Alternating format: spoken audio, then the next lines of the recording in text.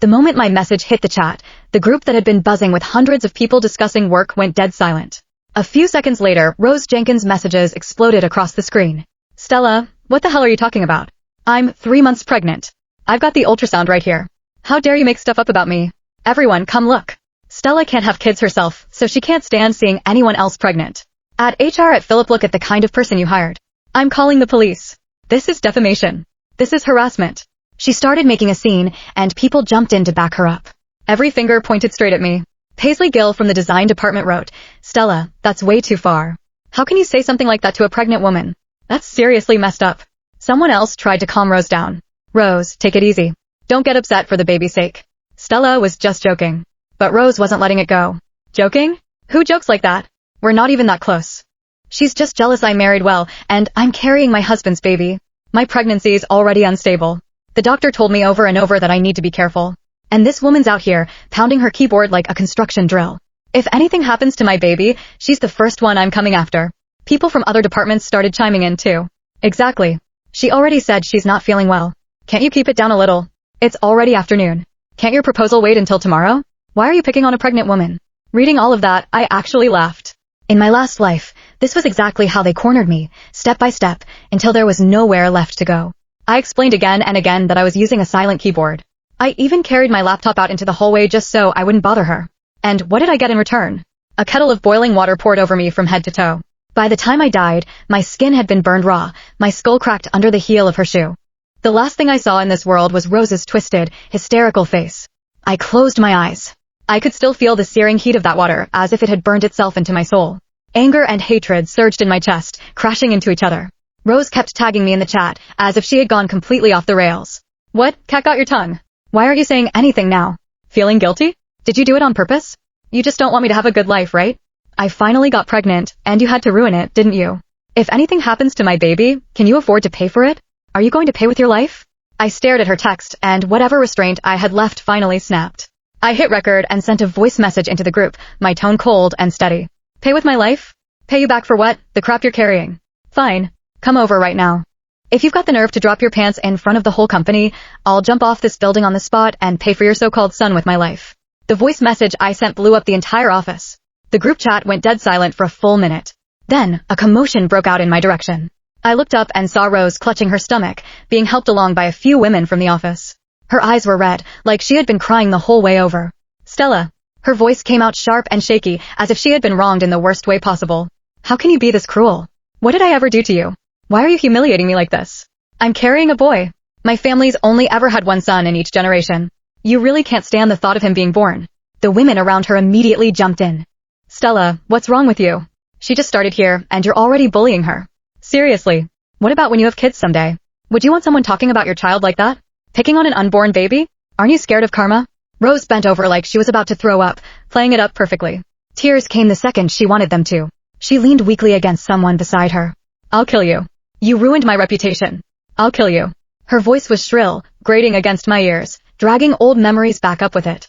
Just thinking about how this cross-dressing maniac had tortured me to death in my last life made my whole body shake. And when Rose said she was going to kill me, something inside me snapped. I shot to my feet, shoved the women around her aside, and grabbed her by the collar. Kill me? You already did that once. Go on. Keep acting. Where's your bump? Where's the ultrasound? Show it to me. Rose froze, clearly thrown off by my tone. After a couple of seconds, she lunged at my face, fingers clawing. I twisted out of the way and stuck my foot out. Rose went down hard, face first. The memory of that boiling water pouring over my head came rushing back, the pain so vivid that it made my vision flash. My anger surged. I stomped down on her back and grabbed a fistful of that smooth wig, slamming her head toward the floor. Keep pretending. Go on. Let's see what you really are. Pinned under my foot, she could only scream, high and wild. Help. Someone help. Stella's lost it. She's trying to kill me. My baby.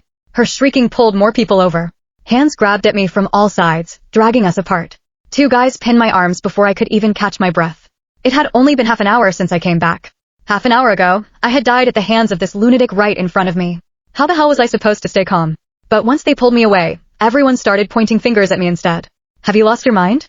You started this, and now you're hitting a pregnant woman. I can't believe someone like you works here. That's seriously messed up. I already called security. If you try anything again, we're calling the police. Without me holding her down, Rose got bold again. They helped her up. She clutched her stomach and pointed at me, crying like she had been wronged. Did you all see that? She's jealous of me. She wants my baby dead. She staggered toward me and raised her hand, aiming for my face. I tried to fight back, but the guys holding me tightened their grip. You still want to swing back? Just stay still. When Rose saw that I couldn't move, her face twisted into a smug, ugly grin. Her words got harsher and harsher. You can't even have kids. You should just die already. The others piled on, saying I had no empathy. Paisley stood there, comforting Rose, then shot me a cold look. Don't you have any sense of decency? How could you push a pregnant woman this far over a proposal? What were you even thinking? She's pregnant and still coming into work every day. That's not easy. If you keep this up and something happens to her, are you going to take responsibility? I struggled against their grip and raised my voice. How many times do I have to say it? I'm using a silent keyboard. How exactly am I bothering her? Through quantum vibrations? Besides, she says she's pregnant, but has anyone here actually seen her checkup reports? Has anyone seen her husband pick her up? My words made a few people hesitate. I could see the doubt creeping into their faces. Rose immediately dug into her bag and pulled out a wrinkled sheet of paper. This is my ultrasound. It clearly says I'm 12 weeks pregnant. I let out a short, cold laugh. Funny. A minute ago, you said my typing sounded like construction work, and it was hurting your belly. Now, you're yelling and crying this loud, and your precious son's just fine. Everyone paused. Paisley frowned, murmuring under her breath, that's true. When I was pregnant, I couldn't even handle loud noises, let alone something like this. How is her baby this tough? Right then, security rushed over, taking in the tense scene. Everyone, calm down. Let's talk this out. Rose, who had been acting bold just moments ago, suddenly covered her mouth and gagged. After a long moment, she spoke weakly, my stomach hurts. It must be from when she shoved me. Something's wrong with the baby. I need to go to the hospital. If I lose my child, Stella, I won't let you off even after I'm dead. There was no way I was letting her get off that easily. Great. Let's go to the hospital. I'll go with you. And while we're at it, I'll get you checked in the men's department, too. Might as well take a look at your prostate. Rose instantly lost it, pointing at me and screaming. You're insane. You're making things up. I'm going to sue you for defamation. I turned to everyone else. You all heard that, right? One hospital visit, and we'll know the truth. If she is really pregnant, I'll apologize in front of everyone. I'll cover every cent of the medical bills. Then I looked straight at Rose. You dare to go? I grabbed her arm and started pulling her toward the door. Come on. Let's go now. Let the whole company see what you're really carrying. All eyes were on her, waiting. Rose's face kept shifting, pale one second, flushed the next.